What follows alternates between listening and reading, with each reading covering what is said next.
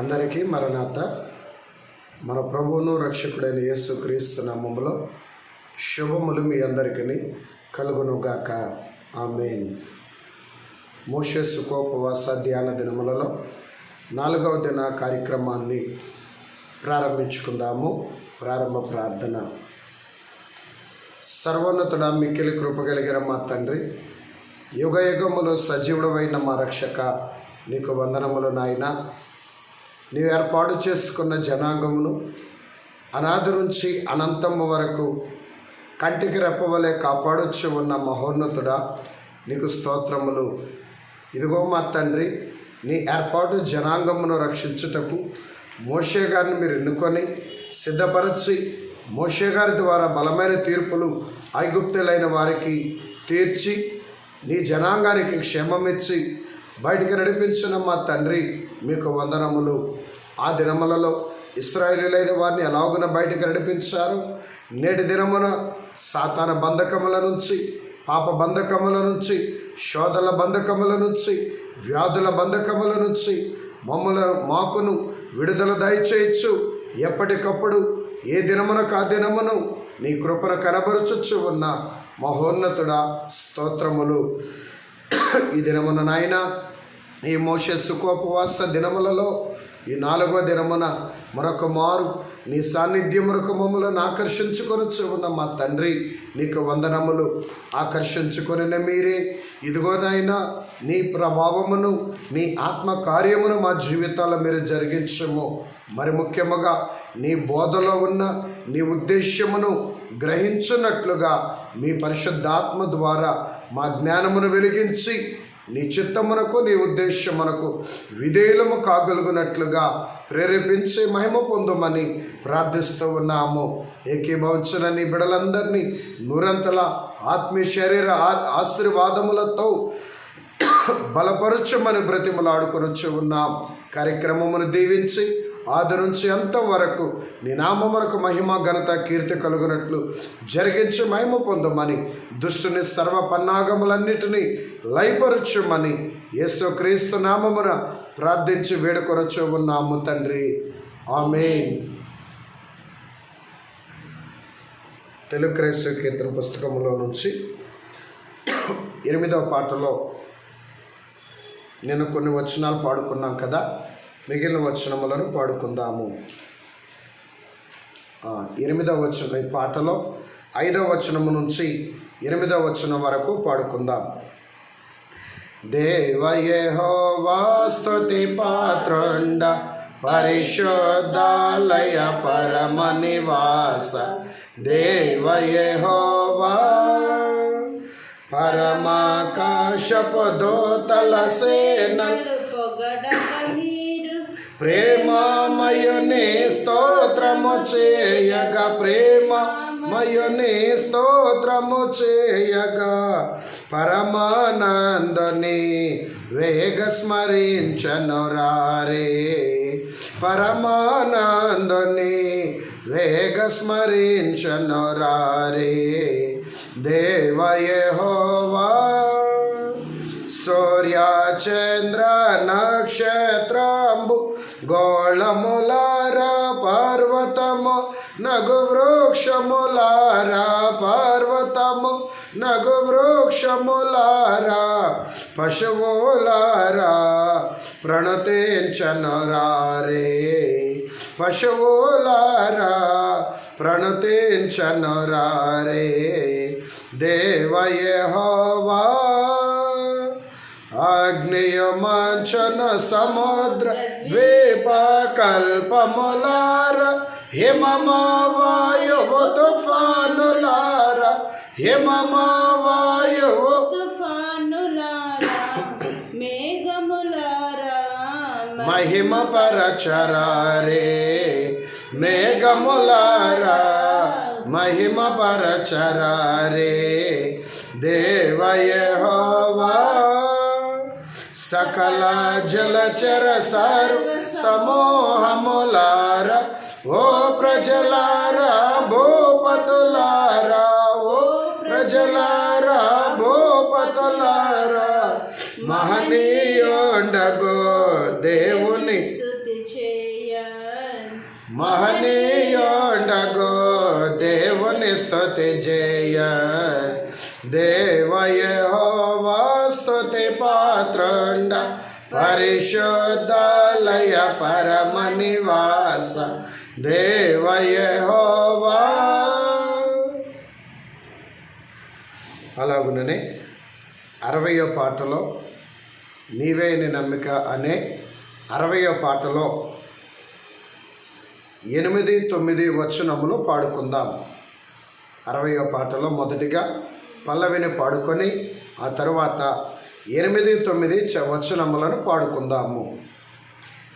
నీవేయని నమ్మిక యేసు నాకు, నీవేయని నమ్మిక, నీవే మార్గంబు, నీవే సత్యంబు, నీవే జీవంబు, నీవే సర్వంబు, నీవేయని నమ్మిక యేసు నాకు.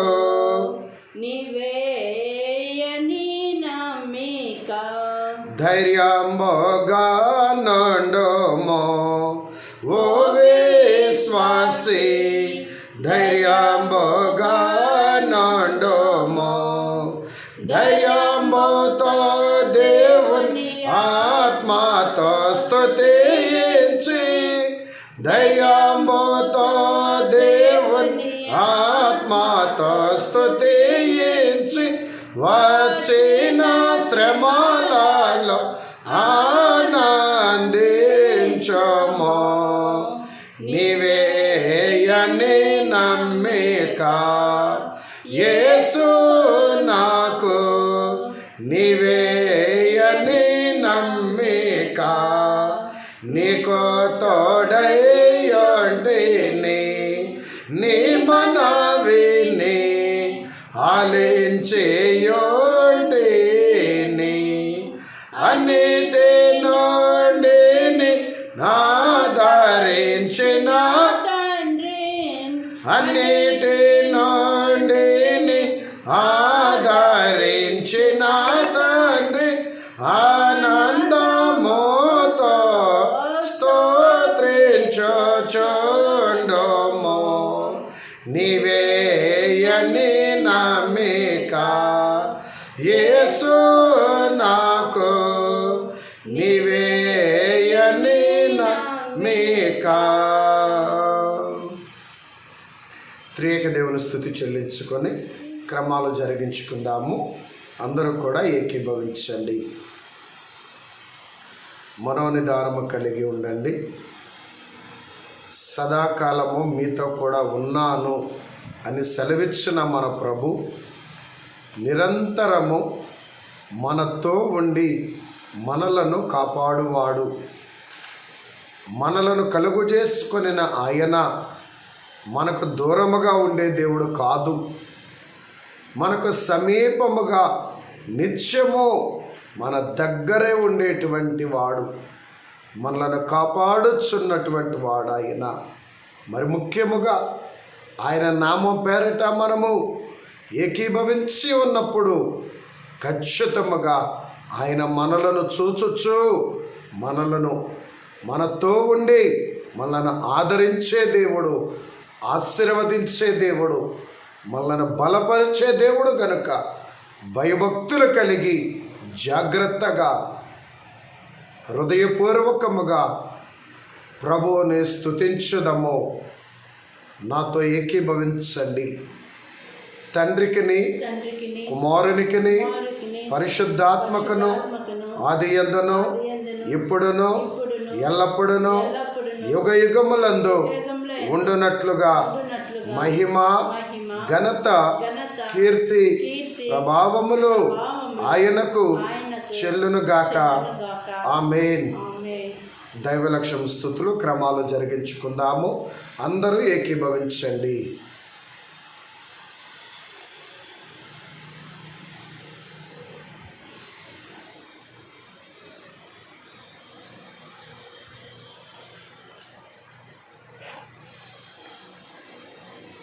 పరిశుద్ధుడైన జనక, పరిశుద్ధుడైన జనక, సర్వసృష్టిని మానవుని పరిశుద్ధంగానే చేసి ఉన్నావు. పాప ప్రవేశమును బట్టి మేము పాపులమైనను నీ పరిశుద్ధతను బట్టి మరలా మాకు పరిశుద్ధత దయచేయుచునే ఉన్నావు. నీవు పరిశుద్ధుడవుగాన దేవదూతల చేత నిత్యము పరిశుద్ధుడవని స్తుతి నందుచున్నావు గనుక మమ్మను కూడా పరిశుద్ధపరచి పరిశుద్ధులుగా నిత్యము నీ సన్నిధిలో నుంచుదువుగాన నీకు మా స్తుతులు. ఆమేన్. సర్వంబోలో నీవు సర్వమయ్యున్నావు, నిర్వహించితివి నా నిఖిల కార్యములు. సైతాన్ని ఎదిరించు సూత్రములు ప్రారంభ ప్రార్థన. ఓ త్రియేక దేవుడైన తండ్రి, ఓ త్రియేక దేవుడైన తండ్రి, సాతానును ఎదిరించవలెనని నీ వాక్య గ్రంథములో వ్రాయించినావు. ఇదిగో ఇప్పుడే నీ సన్నిధానమందు వాటిని ఎదిరించుచున్నాము. మా ఎదిరింపుల వలన సైతానుకు వేదన నిస్సత్తువ కలిగించుము. మా ఎదిరింపుల వలన నీకు మహిమ సంగమునకు జయము కలిగించుము. ఓ ప్రభువా, సైతాను చీకటి వ్యక్తి తాను చీకటి వ్యక్తి కాదని భక్తులు భ్రమపడునట్లు వెలుగుదూత వేషము ధరించుకొనును. అందువలన అతడు వేషధారి. ఈ మాటలు మేము సైతానుకు చెప్పి వానిని ఎదిరింతుము. మాకు సహాయము దయచేయము. ఆమేన్. సాతాను సర్పమా, సర్వకార్యములందు శ్రమలతో కూడిన చావు నీకు. నల్లను బాధించిన ప్రహ్లాదులో పడిన శిక్షలు పైపడును నీకు. యూఫ్రటీస్ నది వద్ద ఉన్న భూతాల కలిగిన దుర్గతి కలుగు నీకు. విజ్ఞప్తి పత్రిక వెల్లడింపక ముందే కంపము భీతి కలుగు నీకు. హేడస్ అన్న మాట తలనొప్పి హింస నీకు. హర్మగొద్దని యుద్ధం హడలు నీకు.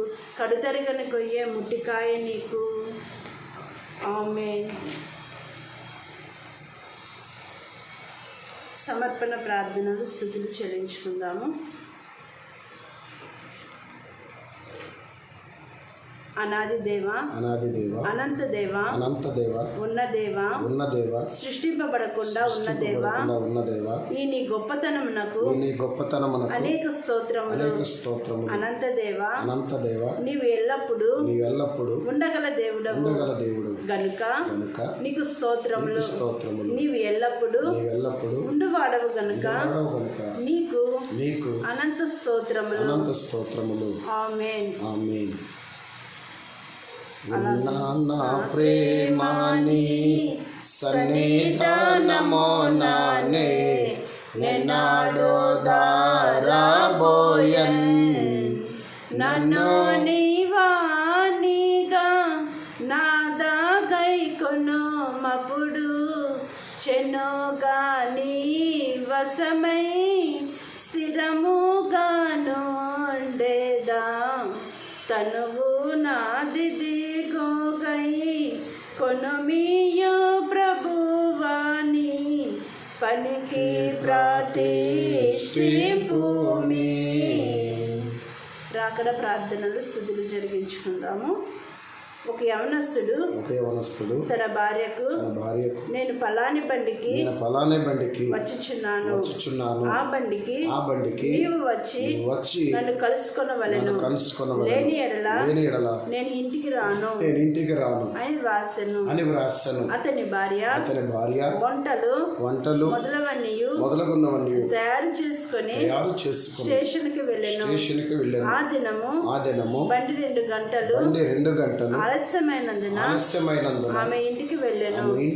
ఆ తర్వాత బండి వచ్చినది. అతడు దిగి ఆమె కొరకు అంతా చూచి ఆమె కనబడినందున విచారించి ఆ బండికే వేరొక చోటికి వెళ్ళెను. అలాగే మనమును ఆయన రాక కొరకు ఎదురు చూచి తీరా వచ్చేసరికి వెనుకకు వెళ్ళిపోదుము. వెళ్ళిపోవదము. రాకడలో వెళ్ళలేము గనుక గనుక ఆలస్యమైన ఆయన వచ్చే వరకు కనిపెట్టి చూచుచు సిద్ధపడవలెను. అప్పుడు రాకడలో వెళ్ళగలము. ఓ ప్రభువా మేము కనిపెట్టుచు సిద్ధపడుచుండగల కృప దయచేదువని నమ్మి నీకు స్తుతులు అర్పించుచున్నాము. ఆమేన్. రాకడనమేకా రామో తండ్రి రాకడకు సిద్ధముగా కొన్న లోకము హేళన చేయక మానదు త్వరగా రానున్న యేసు త్వరగానే రమ్ము తండ్రి. మిక్కిలి ప్రేమాస్వరూపుడు అయిన మా దేవ, మా ప్రియ ప్రభువా, మీకు వందనములు నాయనా. నీ వాక్యం అనే ఆహారముతో నిత్యము మమ్ములను బలపరచొచ్చు. నీలో ఉన్న ప్రభావము, నీ సామర్థ్యము మాకు అనుగ్రహించొచ్చు అయ్యా. నీ వాక్యం అనే ఆహారము ద్వారా, నీ సన్నిధి సహవాసము ద్వారా నీ సారూప్యము మాకు దయచేస్తూ, నీ స్వభావము, నీ పోలిక మాకు అనుగ్రహించుచున్న తండ్రి, కృతజ్ఞతా వందనములు నాయనా. ఇదిగో ఈ మోషేసు ఉపవాస ధ్యాన దినములలో ఈ 4వ ధ్యానములోనికి వచ్చుచూ ఉండగా పరిశుద్ధాత్మ తండ్రి గారు మీరే మాకు సహాయము చేయము. అయ్యో మేము అయోగ్యులము, గ్రహించలేని వారము. ఇదిగో నాయనా మనోనేత్రములు అయ్యా వెలిగింపబడని వారము రాజా. గనుక మా మనోనేత్రములను వెలిగించండి, మా జ్ఞానమును వెలిగించండి, మా హృదయంలో ఉన్న ప్రతి దుస్థితిని తొలగించండి దేవా. సంపూర్ణముగా వాక్కయ్యున్న యేసయ్య మిమ్ములను నింపుకొనగలిగిన విధానము మాకు నేర్పించుమని త్రిత్వదేవుడు మా రక్షకుడైన నీ ప్రియకుమారుడైన యేసు క్రీస్తు నామమున ప్రార్థించి వేడుకొనుచున్నాము తండ్రి. ఆమేన్.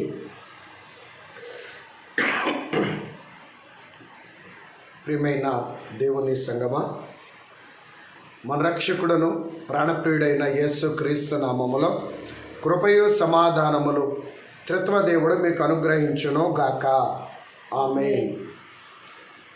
ఈ మోషేసు ఉపవాస ధ్యాన దినములలో 4వ దినములో ఉన్నటువంటి మనము ఈ దినము కొరకు ఒక ప్రత్యేకమైన వాక్యమును చదువుకుందాం. నిర్గమకాండం 4వ అధ్యాయము 12వ వచనమును చదువుకుందాం. కాబట్టి వెళ్ళుము, నేను నీ నోటికి తోడయుండి నీవు ఏమి పలుకవలసినది నీకు బోధించదనని అతనితో చెప్పెను. చాలు. ప్రియమైనటువంటి దేవుని సంగమా, దేవాది దేవుడు మోషే గారితో అనేక మారులు ఆయన దర్శించి ఆయన మాట్లాడుతున్నట్లుగా మనం చూస్తూ ఉన్నాం. మరి ముఖ్యంగా తన జనాంగాన్ని అనగా దేవుని యొక్క జనాంగాన్ని ఆయన ఐగుప్తు దేశము నుంచి, ఆ బానిసత్వము నుంచి, ఆ కఠినమైన శ్రమ నుంచి, ఆ నిట్టూర్పుల నుంచి బయటికి తీసుకుని రావడానికి దేవుడు మోషే గారిని పంపడానికి ఆయన పరము నుంచి పొదనడిమిలోనికి అని దిగి వచ్చినట్లుగా నిన్నటి దినమున మనము ధ్యానించుకున్నాం కదా. మరి దినమున మనం చూసినప్పుడు ఈ 4వ అధ్యాయములో నేను నీకు తోడుగా ఉంటాను. నిన్న దినమున కూడా దేవుడు చేసిన వాగ్దానములో మనం ధ్యానించుకున్నాం. మరి అదేవిధంగా ఈ యొక్క 4వ అధ్యాయములో కూడా నేను నీకు తోడుగా ఉంటాను, నువ్వు వెళ్ళుము అంటున్నారు.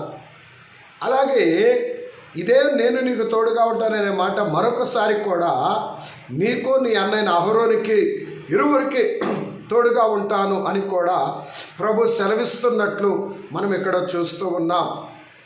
ప్రియమైన దేవుని బిడ్డలారా, దేవుని యొక్క తోడును కలిగి ఉండుట నిజంగా చాలా గొప్ప ఆశీర్వాదకరమైన స్థితి దేవుని తోడుగా కలిగి ఉండట.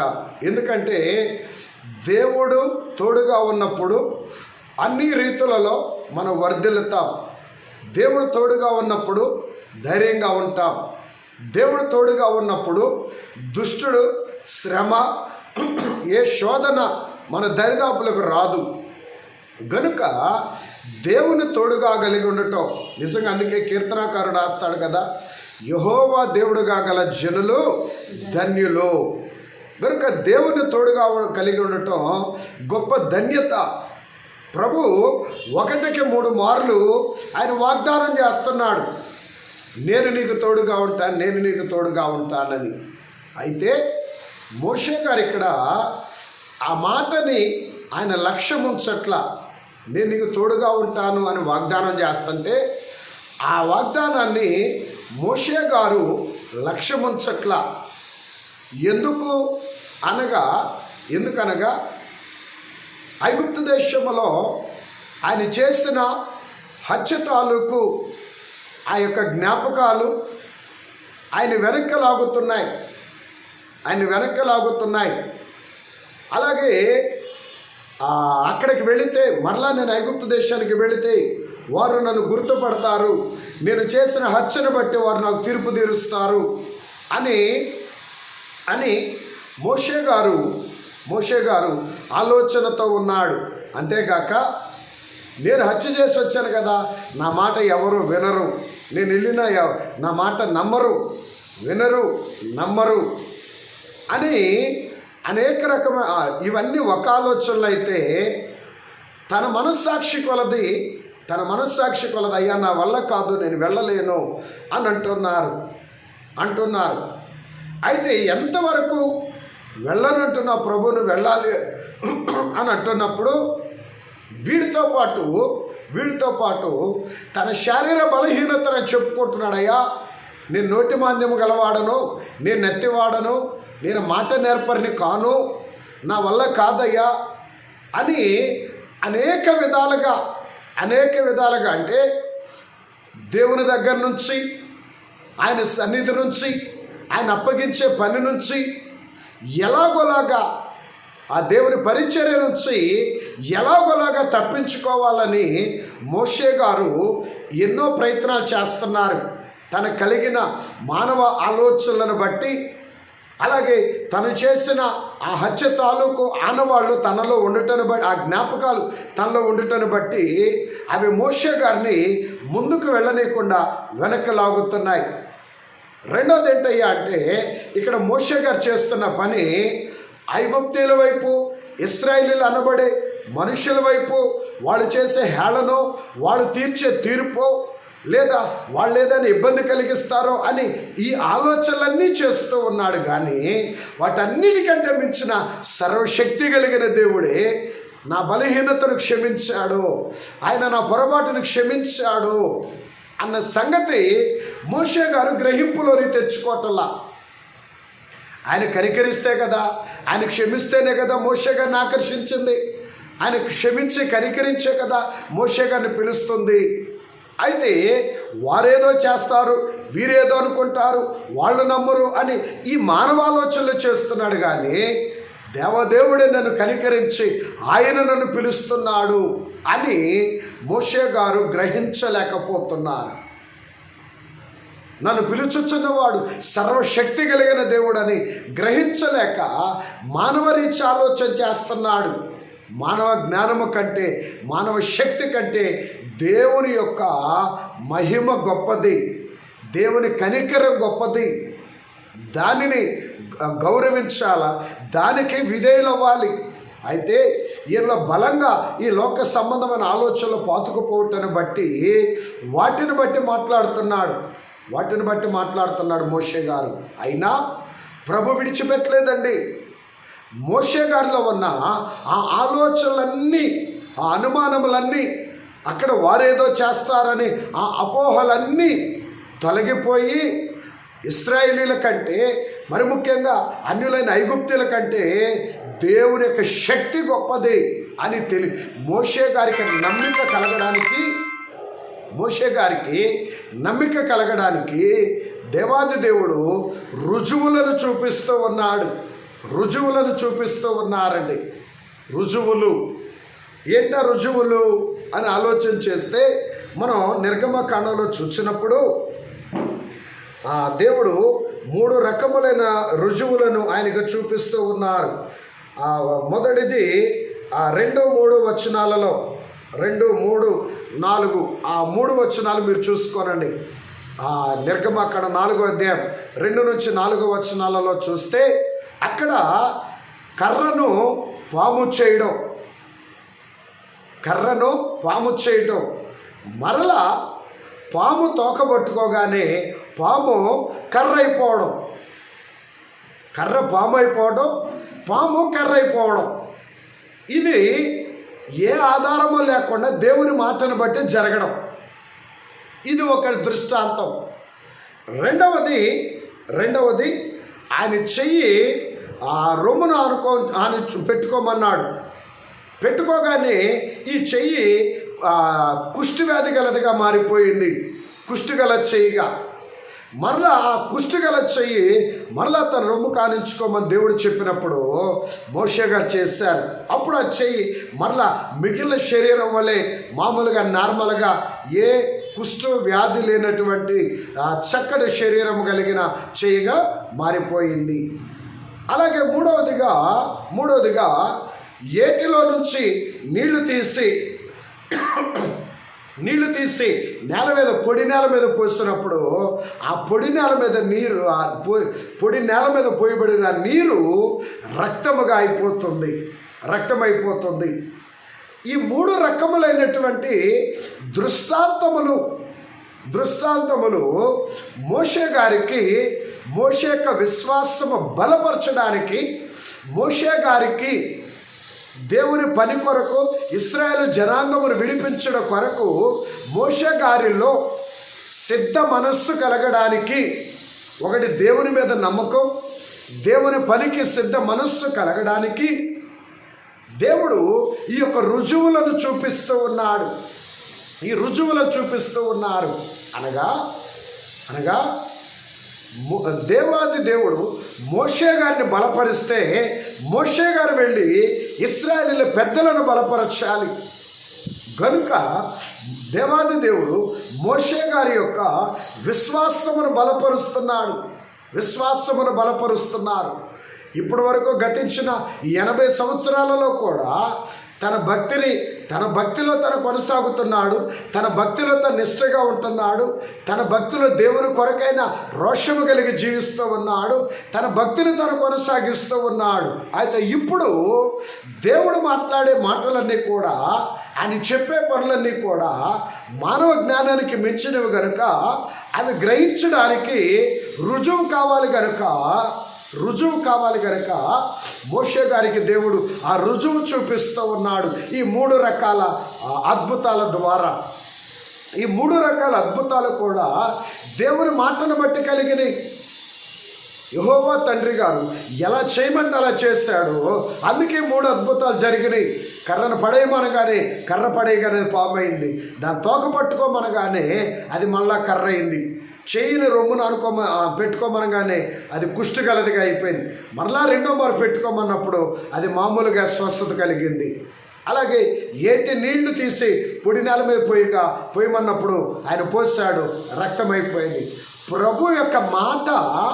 ప్రభు మాట యొక్క పరిపూర్ణత, ప్రభు మాట పైన విశ్వాసము, ప్రభు మాటను బట్టి ఈయనలో ధైర్యము కలగడానికి ఈ రుజువులను చూపిస్తున్నాడు. కనుక ప్రియమైన దేవుని బిడ్డలారా, దేవాది దేవుడు మనలో ఉన్న అవిశ్వాసమైన, మనలో ఉన్న అజ్ఞానమైన తొలగిపోవటానికి దేవాది దేవుడు మన జీవితంలో కూడా అనేకమైన రుజువులు చూపించే అద్భుతాలు, ఆశ్చర్య కార్యాలు ఆయన మన జీవితంలో జరిగిస్తారు. అయ్యా, ఇదిగో ఫలానా దాని విషయంలో నేను ఎలా చేయాలి అని నాకు ఒక ఆధారం చూపించన్నప్పుడు ఖచ్చితంగా ఆయన మనకి చూపిస్తారండి. మన విశ్వాసాన్ని బలపరుస్తారు. మన విశ్వాసాన్ని బలపరిచేది. ఎందుకంటే మనం అనేకుల విశ్వాసాన్ని మనం బలపరచాలి. అందుకే దేవాది దేవుడు తన ఏర్పాట్లోనికి మనల్ని ఆకర్షించుకునేవాడు. ఆయన మనల్ని బలపరిచేది ఎందుకయ్యా అంటే మనం అనేకులు బలపరచడానికి సాక్ష్యం ఇచ్చి అనేకులు మనం బలపరచాలి.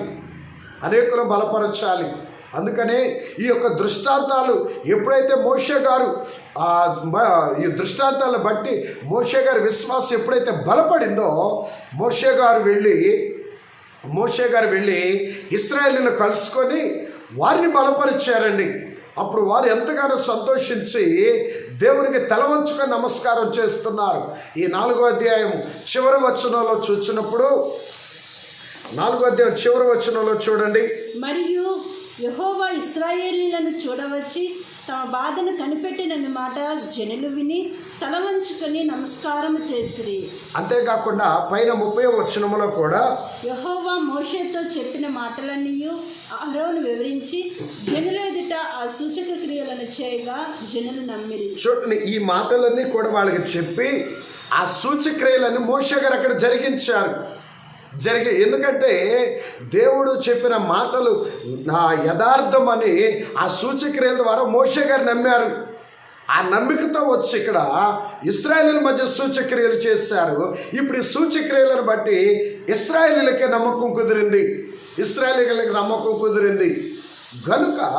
గనుక మోషే గారి దగ్గర ఆయన ఎందుకు మొదటి సూచక్రియలు చేశారంటే ఆయన విశ్వాసం బలపడితే ఆయన వచ్చి వీళ్ళ విశ్వాసాన్ని బలపరచగలరు. అందుకే ఆయన సూచక్రియలు. అదేవిధంగా మన జీవితంలో కూడా దేవుడు ఆయా అద్భుతాలు ఆయా సూచక్రియలు ఎందుకు జరిగిస్తున్నారు? మన ప్రార్థనకి ఎందుకని జవాబులు ఇస్తున్నారు? మనం ఏదైనా కోరుకుంటే మనం కోరుకున్న దానికి అనుకూలంగా ఆయన ఎందుకు జరిగిస్తున్నారయ్యా అంటే ఆయన చేసిన వాటిని, ఆయన చూపించిన వాటిని, ప్రేమ దేవుడు మన జీవితాల్లో జరిగించిన వాటిని మనం అనేకులకు సాక్ష్యం ఇచ్చి అనేకుల యొక్క విశ్వాసాన్ని మనం బలపరచాలి. మనం బలపరచాలి. ఎంతోమంది చెప్పిన సాక్ష్యములను బట్టి మన విశ్వాసం బలపడింది కదా. అలాగే మనం కూడా అనేకులకు సాక్ష్యం ఇచ్చి అనేకుల విశ్వాసాన్ని బలపరచాలి. అందుకే సాక్ష్యం ఇచ్చేదా మన స్వామి యేసు దేవుడొచ్చు అనే పాటలో భక్తుడు రాస్తూ ఉన్నాడు కదా. సాక్ష్యమిచ్చేదా మన స్వామి యేసు దేవుడంచు సాక్ష్యమిచ్చేదా, సాక్ష్యమనగా గనిన వినిన సంగతులను తెలుపుటయే, సాక్ష్యమనగా గనిన వినిన సంగతులను తెలుపుటయే, సాక్ష్యమిచ్చు కొరకు నన్ను స్వామి యేసు రక్షించెనంచు సాక్ష్యమిచ్చేదా. ఆయన ఎందుకు మనల్ని రక్షించాడయ్యా అంటే మనం అనేకులకు మనం సాక్ష్యం ఇవ్వడానికి యేసుక్రీస్తు వారు ఆరోహణమై వెళుతూ కూడా తన శిష్యులైన వారికి ఆయన అప్పగించిన పని ఏమిటయ్యా అంటే భూదిగంతముల వరకు నాకు సాక్షులై ఉండండి. వారి గనిన వినిన అనగా చూచిన విన్న ఆ కార్యములన్నిటినీ కూడా భూదిగంతముల వరకు సాక్ష్యం ఇచ్చేవారిగా ఉండండి అని యేసుక్రీస్తు ఆరోహణం కాక మునుపు తన శిష్యులైన వారికి ఆజ్ఞాపించారు. అపోస్తల కార్యములు 1వ అధ్యాయంలో ఈ వచనాన్ని మనం చూడవచ్చు. కాబట్టి ప్రియమైనటువంటి దేవుని సంగమా, దేవుడు మోషే గారిని బలపరిచాడు, ఆయన విశ్వాసాన్ని బలపరిచాడు. మోషే గారు వెళ్ళి ఇశ్రాయేలీయుల విశ్వాసాన్ని బలపరిచాడు. అలాగనే మన జీవితంలో ఇంతవరకు దేవుడు చేసిన అద్భుతాలు, ఆశ్చర్య కార్యాలు, ఇచ్చిన స్వస్థతలను బట్టి క్రీస్తులో మన విశ్వాసాన్ని బలపరచగా మనమేం చేయాలా అంటే అనేకుల విశ్వాసాన్ని మనము బలపరచాలి. అదే మనం చేయాల్సిన పని, అదే మన బాధ్యత. మనం ఎవరికీ సాక్ష్యం చెప్పకుండా, దేవుని గురించి సాక్ష్యం చెప్పకుండా, ఆయన చేసిన మేళ్లను సాక్ష్యం చెప్పకుండా మన వరకే ఉంచుకున్నట్టయితే మనం రక్షింపబడ్డాం. మరి మన ద్వారా ఇతరుల రక్షింపబడకపోతే నీ భక్తికి, నీ జీవితానికి అర్థం ఉండదు. ఇతరుల ద్వారా రక్షింపబడిన మన ద్వారా ఇతరులు రక్షింపబడాలి. గనుక వారి విశ్వాసాన్ని బలపరిచే విధంగా మనం ఎప్పుడు కూడా సాక్ష్యం చెప్పే వారంగా ఉండాలి. ఇతరుల కొరకు ప్రార్థన చేసే వారంగా ఉండాలి. అవసరమైతే దేవుడిచ్చే శక్తిని బట్టి అద్భుతాలు చేసే వారంగా కూడా మనం ఉండాలి. ఎస్, మన విశ్వాసంతో ప్రార్థన చేస్తే మన పక్షంగా ఆయన అద్భుతాలు చేస్తాడు. కాబట్టి అప్పుడు ఇతరుల యొక్క విశ్వాసాలు బలపడతాయి. కనుక ఈ విషయాన్ని గమనించండి. అందుకే మోషే గారి విశ్వాసాన్ని రుజువులు చూపించి మరీ ప్రభు బలపరుస్తూ ఉన్నాడు. ఇక్కడ ఒక మాట గమనించండి. రుజువులు చూపించి మోషే గారి విశ్వాసాన్ని బలపరిచిన మోషే గారు మాత్రం నా వల్ల కాదయ్యా, నేను వెళ్ళలేను, నేను నోటి మాంద్యం గలవాడను, నేను నత్తివాడను, నా మాట నమ్మరు అని అనేక కారణాలు చెప్తున్నారే. అయినా ఇంకెవ్వరు దొరకనట్టు యెహోవా తండ్రి గారు మోషే గారు వెంట ఎందుకు పడుతున్నాడు? ఇంకెవరో లేరా? పోనీ ఇంకెవరినైనా సిద్ధపరచలేడా? మోషే గారు ఎమ్మటే ఎందుకు పడాలా? ఇంకెవరో దొరకనట్టు అంటే ప్రియమైన దేవుని బిడ్డలారా, ఇక్కడ ఒకటి దేవుని యొక్క అనాది ఏర్పాటు. ఇశ్రాయేలును విడిపించడానికి దేవుని యొక్క అనాది ఏర్పాటులో మోషే గారిని ఆయన ఏర్పాటు చేశాడు. మోషే గారిని గద్దించైనా కోపగించుకొనైనా, మోషే గారికి తోడుగా అహరోను గారిని ఏర్పాటు చేసైనా మోషే గారిని నడిపించడానికి ఏంటంటే ఒకటి మోషే గారు ఏర్పాటు చేయడం దేవుని యొక్క అనాది సంకల్పం, అది దేవుని యొక్క నిర్ణయం. ఇదొకటి. రెండవది ఏంటంటే మోషే గారు చాలా జాగ్రత్తగా గమనించండి. ఇక్కడ నేను 4 వ్యక్తుల పేర్లు చెప్పాలి. ఏంటి ఆ సందర్భం అంటే, ఎందుకంటే ఉదయకాలం నుంచి కూడా నా మైండ్లో మెదులుతూ ఉన్న ఆలోచనకి ప్రభు ఇచ్చిన సమాధాన తలంపు ఇంకెవరు దొరకనట్టు దేవుడు మోషే గారు ఎమ్మటే పడాలా అనే ఆలోచనకి ప్రభు ఇచ్చిన సమాధాన తలంపు ఏంటంటే, మోషే గారు అంతరంగ స్థితి ఎరిగిన వాడై ఉన్నాడు ప్రభు. మరి ముఖ్యంగా మోషే గారు 40 సంవత్సరాలు సకల భాగ్యములు కలిగి ఫరో కుమార్తె కుమారుడుగా సకల విద్యలతో పాటు సకల ఆశీర్వాదములు, ఆధిక్యతలు, రాజభోగములు, మంచి అష్టైశ్వర్యములు, అన్ని రకముల భాగ్యములతో ఉన్నతమైన స్థితిలో, రాజుగారి కుమారుడు అంటే కొద్దివేముంటుంది, అంత ఉన్నతమైన అంతస్తులో ఉన్నప్పటికీ కూడా అన్యులైన వారి మధ్య, ఐగుప్తులైన వారి మధ్య, సుఖభోగాల మధ్య, అష్టైశ్వర్యాల మధ్య ఉన్నప్పటికీ కూడా ఆ ఐగుప్తు యొక్క మార్గాల్లోనికి, ఐగుప్తు విగ్రహారాధనలోనికి, ఐగుప్తు యొక్క జీవిత విధానంలోనికి వెళ్ళిపోలా. ఎన్ని సదుపాయములు ఉన్నతమైన స్థితిలో ఉన్నప్పటికీ తన అంతరంగములో దేవుని యొక్క భయభక్తులు, దేవుని యొక్క రోషము, దేవుని జనాంగము రక్షించాలనే తపన, దేవుని జనాంగాన్ని కాపాడుకోవాలనే తపన తన అంతరంగములో బలంగా ఉండిపోయినాయి. ఐగుప్తు దేశంలో ఉన్న ఐగుప్తుల మధ్య ఉన్న ఆస్తి అంతస్తుల మధ్య ఉన్న సకల భాగ్యముల మధ్య ఉన్న వాటికి బానిసైపోలా, వాటికి లోబడిపోలా, వాటన్నిటికీ తన హృదయములో స్థానం ఇవ్వాల. గనుక ఆ మోషే శరీరం అక్కడున్న మోషే అంతరంగములో ప్రభు ఉన్నారు. మోషే అంతరంగములో దేవుని యొక్క భయభక్తులు ఉన్నాయి. మోషే అంతరంగములో దేవుని నిష్ట కలిగిన వాడై ఉన్నాడు. తన దైవ జనాంగము ఎడని రక్షించాలని తపన కలిగిన వాడై ఉన్నాడు. ఆ బానిసత్వం నుంచి రక్షించాలనే తపన. కాబట్టి ప్రియమైనటువంటి వారలారా, అందుకే మోషే గారిని ఎన్నుకున్నాడు. ఎందుకంటే లోకములో ఉన్న లోక మలినమును అంటించుకోకుండా జీవించాలి. అప్పుడు దేవుడు మనల్ని ఆశీర్వదించడమే కాకుండా అభిషేకం ఇచ్చి వాడుకొని ఆధిక్యతలు ఇస్తారండి. అభిషేకం ఇచ్చి ఆయన పనిలో వాడుకొని ఆధిక్యతలు ఇచ్చి గణపరుస్తారు. ఇక్కడ మనం చూసినప్పుడు ఎస్తేర్ రాణి గారు కూడా అహష్వేరోషు కోటకు రాణిగా వెళ్ళి 127 సంస్థానాలకు యజమానిగా ఉన్న అహష్వేరోషు యొక్క రాజుగారి యొక్క ఆయన భార్యగా రాణిగా ఉన్నప్పటికీ కూడా ప్రియమైన దేవుని బిడ్డలారా, అక్కడ వారితో ఏకమైపోక వారి జీవిత విధానంలోనికి వెళ్ళిపోకుండా ప్రత్యేకంగా జీవించింది. దేవుని కొరకు దేవుని ప్రజలకు శ్రమ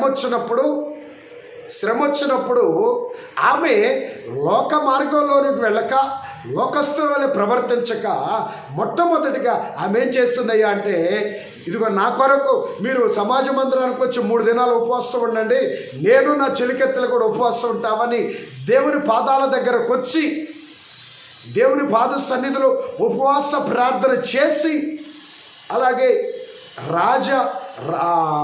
రాజ్యాంగ వ్యతిరేకమైనప్పటికీ కూడా దేవుని ప్రజల కొరకు రాజుగారి యొక్క ఆ సభలోనికి వెళతానికి నిర్ణయించుకుంది.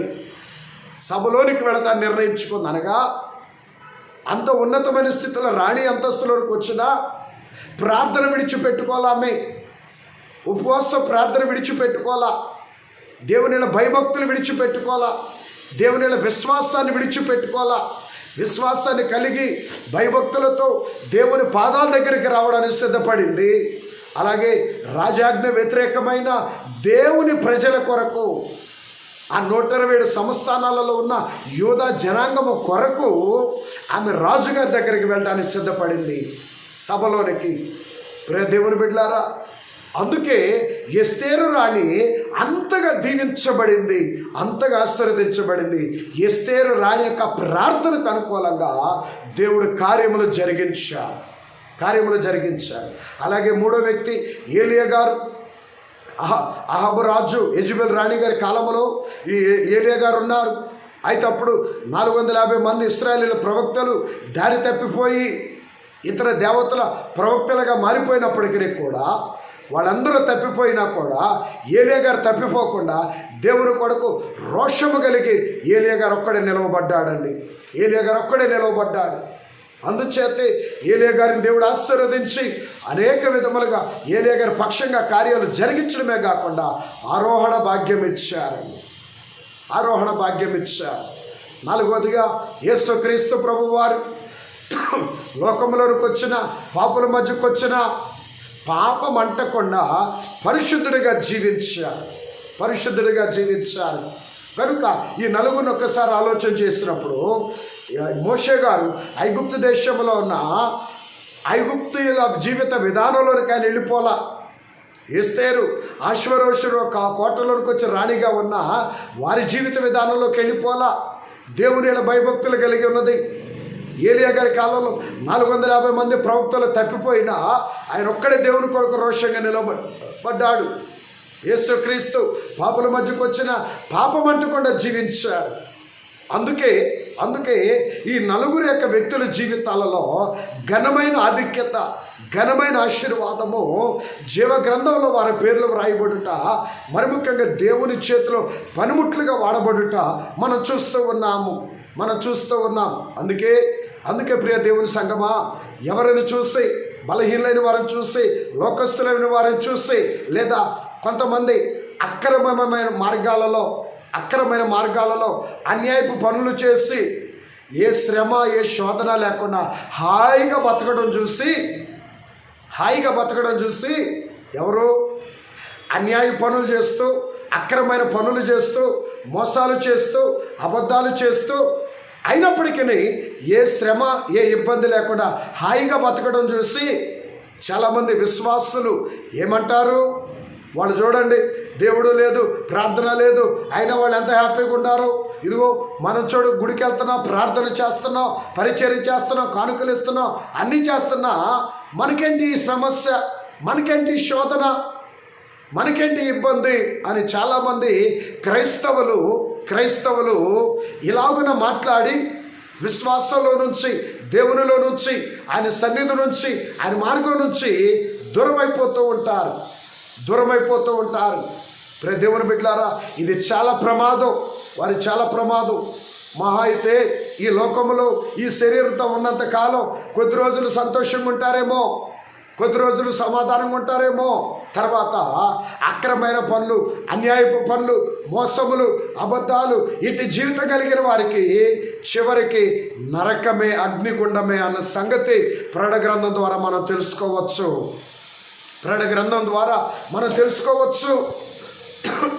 చూడండి ఒకసారి ప్రకటన గ్రంథంలో మనం చూసినట్లయితే 19వ అధ్యాయము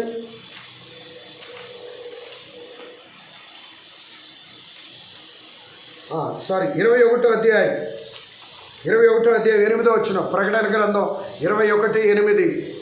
ఇంకివారును, అవిశ్వాసులను, అసహ్యులను, నరహంతకులను, వ్యభిచారులను, మాంత్రికులను, విగ్రహారాధికులను, అబద్ధికులందరూ అగ్ని గంధకములతో మండు గుండములో పాలు పంపుదురు. చూడండి, పిరికివారు, అవిశ్వాసులు, అలాగే అసహ్యులను, నరహంతకులు, వ్యభిచారులు, మాంత్రికులు, విగ్రహారాధికులు, అబద్ధికులు, వీళ్ళని చూసి ఇదిగో వాళ్ళు ఎలా చక్కగా హాయిగా ఉన్నారు, మనకేంటి ఎంత ప్రార్థన చేసినా ఈ బ్రతుకు, ఈ పరిస్థితి అనుకుంటారేమో. జాగ్రత్త. అట్టి వారందరికీ ఏమి సిద్ధం చేయబడిందంటే అగ్నిగుండము సిద్ధం చేయబడింది. అట్టి వారిని చూసి ఇదిగో మనకంటే వాళ్ళే బాగుండారని అట్టి వారితో పోల్చుకోకండి, అట్టి వారితో పోల్చుకోవద్దు. వారికి అగ్నిగుండం సిద్ధంగా ఉంది. దేవుని బిడ్డలారా, కొద్ది కాలం శ్రమ ఉన్నా, కొద్ది కాలం శోధన ఉన్నా, కొద్ది కాలం ఇబ్బంది ఉన్నా, కొద్ది కాలం కష్టం ఉన్నా ప్రభు యందు విశ్వాసము కలిగి నిరీక్షణ కలిగి ఉండండి. విశ్వాసముతో కూడిన నిరీక్షణ కలిగి ఉండండి. ఖచ్చితంగా మీ దుఃఖ దినములు సమాప్తమై ఆశీర్వాదకరమైన దినములు విశ్వాసపరులకు దేవుడు తప్పకుండా దయచేస్తాడు. ఆయన విశ్వాసులను ఆయన ఎప్పుడు కూడా బాధ కానివ్వడు, శ్రమ రానివ్వడు. అయితే ఒకరు శ్రమ వచ్చినా మనం పరీక్షించడానికే తప్ప ఆయన చూస్తూ ఊరుకోడు. ఈ విషయాన్ని మనం గమనించాలి. అందుకే ఎందుకు చెప్తున్నానంటే, మనం లోకంలో ఉండి లోకస్తులతో ఏకమైపోకూడదు. మోషే ఐగుప్తీయులతో ఏకమైపోలా, ఎస్తేరు ఆశ్వరోషు ఆయన ప్రజలతో ఏకమైపోలా, ఏలియా తప్పిపోయిన 450 మంది ఆ బయలు ప్రవక్తలతో ఏకమైపోలా, యేసుక్రీస్తు ఈ లోక మానవులతో ఏకమైపోలా. ఓ విశ్వాసీ, లోకంలోంచి పాపంలో నుంచి క్రీస్తు ద్వారా ఆకర్షింపబడిన ఓ విశ్వాసీ, మరి ముఖ్యముగా ఆయన అంతరంగపు ఏర్పాటైన బైబిల్ మిషన్లోనికి ఆకర్షింపబడిన ఓ విశ్వాసీ, ఆకర్షింపబడిన నీవు, నేను, మనము దేవుని దృష్టిలో గొప్పవారము. ఆయన స్వకీయ జనము మనము, ఆయన ఏర్పాటు జనము మనము. ఆ తలంపును బట్టి మనం ధైర్యంగా ఉండగలిగితే ఖచ్చితంగా మనకున్న శ్రమల శోధలన్నిటి నుంచి విడిపింపబడగలమన్న సంగతి మనం గ్రహించాలి. అందుకే దేవుడు మోషే గారి వెంట పడుతూ ఉన్నాడు. మోషే గారు ఆ లోకములో ఉన్న అన్య జనాంగములో ఐగుప్తీయుల మధ్యన వారితో ఏకమైపోక దేవుని జనాంగము కొరకు ఆయన రోషము కలిగి దేవుని జనాంగాన్ని ఏమి చేసైనా రక్షించాలని తపన కలిగిన వాడు మోషే. అందుచేత మోషే గారి వెంట పడుతున్నాడు. ఈ 2 కారణాలు. ఒకటి, దేవుని యొక్క అనాది సంకల్పం. ఇది దేవుని మన జ్ఞానానికి అర్థం కాకపోయినా దైవ చిత్తానికి లోబడిపోవాల్సిందే. ఇది ఆయన యొక్క అనాది ఏర్పాటు. రెండవది ఏంటంటే, మన మానవ జ్ఞానానికి అర్థమగుటకు, మన మానవ జ్ఞానం గ్రహింపు కొరకు ఇప్పుడు వరకు నేను చెప్పిన విషయాలన్నీ కూడా. కాబట్టి ప్రియమైన దేవుని సంగమా, అందుకే దేవుడు ఒక్కసారి ఎన్నుకున్నప్పుడు ఆయన విడిచిపెట్టడు. కనుక అంతేకాక ఇక్కడ మోషే గారు కూడా దేవుడు వెళ్ళమంటున్నప్పుడు అక్కడ పరిస్థితులు ఇవన్నీ ఆలోచిస్తున్నాడు. రెండోది, తన మనస్సాక్షి ఆయన వెనక్కి లాగుతుంది. అందుకే దేవుడు ఈ రుజువులు చూపించి ఆయన విశ్వాసాన్ని బలపరిచాడు, ఆయన హృదయాన్ని బలపరిచాడు. ఆయనలో ఉన్న అనుమానపు తలంపులన్నీ తొలగించి దేవుని ప్రజల కొరకు, ప్రయాసపడుటకు ముందుకు నడవటానికి దేవుడి దృష్టాంతాలను చూపించినట్లుగా మనం ఇక్కడ చూస్తూ ఉన్నాము. ప్రియమైన దేవుని బిడ్డలారా, ఈ విషయాలన్నీ మనం జ్ఞాపకం ఉంచుకోవాలి. అలాగే ఇందులో రెండవ భాగం, ఈ అధ్యాయంలో రెండవ భాగం ఏంటంటే సున్నతి. సున్నతి సున్నతి దేవుడు ఎంత ప్రేమ కలిగిన వాడో అంత న్యాయము కలిగిన వాడు. మరలా చెప్తున్నాను, జాగ్రత్తగా గమనించండి. దేవుడు ఎంత ప్రేమ కలిగిన వాడో అంత న్యాయము కలిగిన వాడు. ప్రేమ కోసం న్యాయం తప్పడు. దేవుడు మోషే గారి వెంట ఇంత పడినప్పటికీ కూడా ఆయన తిరిగి వచ్చేటప్పుడు దేవుడు ఏం చేయబోతున్నాడు? ఆ నిర్గమకాండం 4వ అధ్యాయంలోనే మనం గమనించినప్పుడు మోషే గారిని చంపడానికి దేవుడు సిద్ధపడ్డాడండి. 22వ వచనం నిర్గమకాండం 4:22 చూడండి ఒకసారి. అప్పుడు నీవు ఫరోతో, ఇశ్రాయేలు నా కుమారుడు, నా జ్యేష్ఠపుత్రుడు, నన్ను సేవించినట్లు నా కుమారుని పోనీయని నీకు ఆజ్ఞాపించుచున్నాను. వాని చంపనొల్లని ఎడల ఇదిగో నేను నీ కుమారుని నీ జ్యేష్ఠపుత్రుని చంపెదనని యెహోవా సెలవిచ్చుచున్నాడని అతనితో చెప్పుమనెను. అతడు పోవు మార్గమున సత్రములో యెహోవా అతన్ని ఎదుర్కొని అతని చంపచూడగా సిప్పోరా వాడిగల రాయి తీసుకొని తన కుమారునికి సున్నతి చేసి అతని పాదముల యొద్ద అతని పడవేసి, నిజముగా నీవు నాకు రక్త సంబంధమైన పెనివిటి వైతివనెను. అంతటా ఆయన అతనిని విడిచెను. దేవాది దేవుడు మోషే గారిని చంపడానికి వచ్చారండి. ఆయన ఎదుర్కొని చంపడానికి వచ్చారు. మోషే గారి ప్రయాణంలో ఉన్నప్పుడు దేవుని మాటను బట్టి మిద్యాను నుంచి బయలుదేరి ఐగుప్తు దేశానికి వెళుతున్నప్పుడు మార్గములో మోషే గారిని చంపడానికి ఏ దేవుడైతే పంపించాడో ఆయనే వచ్చాడండి. ఎందుకు? మోషే గారు చేసిన తప్పిదం, చేయవలసిన పని మోషే గారు చేయలా. దేవుని జనాంగముగా ఉండునట్లుగా పాత నిబంధన కాలములో అబ్రహాముని ఆయన సంతానాన్ని దేవుడు ఎన్నుకున్నాడు. అంతేగాక ప్రియమైన దేవుని బిడ్డలారా, ఆయన పుట్టిన బిడ్డలను, ఆ వెండితో కొనబడిన ఆయన దాసులని అందరినీ కూడా దేవుడు ఎన్నుకొని ఆయన జనాంగంగా ఉండటానికి ఈ సున్నతి అనే కార్యక్రమాన్ని ఏర్పాటు చేశారు. ఎవరైతే అప్పుడు సున్నతి కలిగిన వారై ఉంటారో వారి దేవుని జనాంగము, సున్నతి లేని వారు ఆయన జనాంగములో నుండి కొట్టివేయబడతారని ఆదికాండం 17వ అధ్యాయము 9వ వచనం నుంచి 14వ వచనం వరకు ఉన్న వచనాలలో ప్రభు సెలవిస్తూ ఉన్నారు. ఆదికాండం 17వ అధ్యాయం 9వ వచనం నుంచి ఒకసారి మనం చూసినట్లయితే అక్కడ దేవుడు స్పష్టంగా తెలియచేస్తూ ఉన్నారు. ఈ సున్నతి గురించి అబ్రహాముకు దేవుడు ఆజ్ఞాపిస్తూ ఉన్నాడు. నాకును నీకును నీ తరువాత నీ సంతతికి నీ మధ్య మీరు గైకొనవలసిన నా నిబంధన ఏదనగా, మీలో ప్రతి మగవాడును సున్నతి పొందవలెను. అలాగే మీరు మీ గోప్యాంగ చర్మమున సున్నతి పొందవలెను. అది నాకు నీకు మధ్యనున్న నిబంధనకు సూచనగా ఉండును. 8 దినముల వయస్సు గలవాడు అనగా నీ ఇంట పుట్టిన వాడైనను, నీ సంతానము కాని అన్యుని యొద్ద వెండితో కొనబడిన వాడైనను, మీ తరములలో ప్రతి మగవాడు మీలో సున్నతి పొందవలెను. చూడండి, దేవాది దేవుడు ఎంత ఖచ్చితమైన ఆజ్ఞనిస్తూ ఉన్నారో. ఈ దినమున ప్రియమైన దేవుని బిడ్డలారా, ఆ సున్నతి అనేది ఇశ్రాయేలీలు దేవుని యొక్క ఏర్పాటు జనాంగం అనబడే దాని గుర్తుగా ఈ సున్నతి కార్యక్రమాన్ని ఏర్పాటు చేశారు. అయితే పాత నిబంధన కాలమంతా కూడా ఈ సున్నతి ద్వారా దేవుని జనాంగముగా ఏర్పాటు చేయబడ్డారు. ఇది దేవుడు ఏర్పాటు చేసిన నియమము.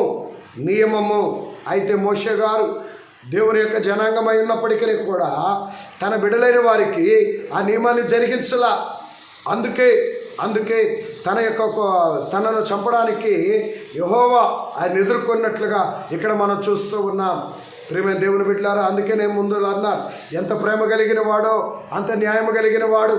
ఆయన ప్రేమను బట్టి మోషే గారు చేసిన ఆ తప్పిదాన్ని క్షమించి ఆయన ఎన్నుకొని బలపరిచి రుజువులు చూపించి నడిపిస్తూ ఉన్నారు. అయినా ఆయన చేయవలసిన పని చేయలా.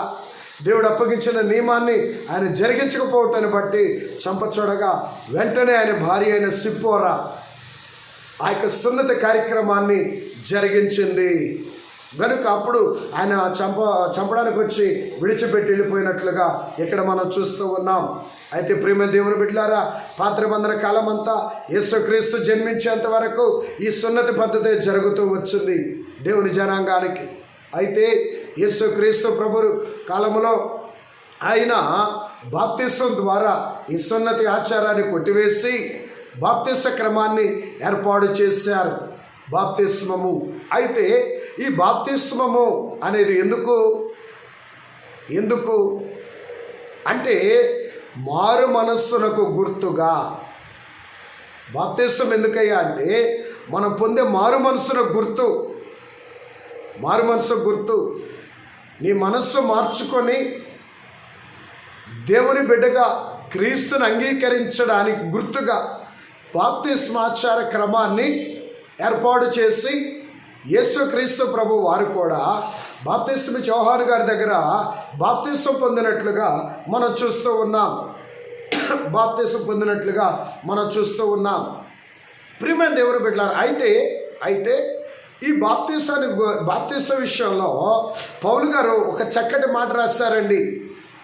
ఈ చరిత్ర అంతటికి, మారు మనసుకి, బాప్తిసానికి, వీటన్నిటి విషయంలో పౌలు గారు ఒక మాటలో రాశారు.